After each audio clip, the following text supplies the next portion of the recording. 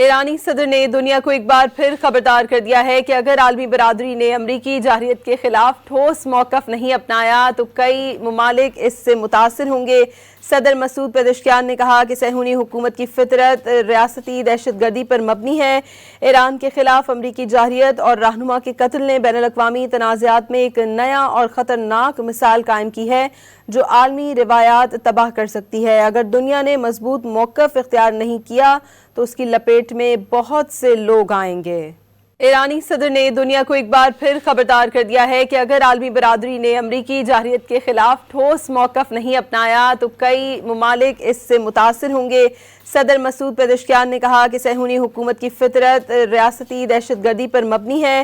ایران کے خلاف امریکی جارحیت اور رہنما کے قتل نے بین الاقوامی تنازعات میں ایک نیا اور خطرناک مثال قائم کی ہے جو عالمی روایات تباہ کر سکتی ہے۔ اگر دنیا نے مضبوط موقف اختیار نہیں کیا تو اس کی لپیٹ میں بہت سے لوگ آئیں گے۔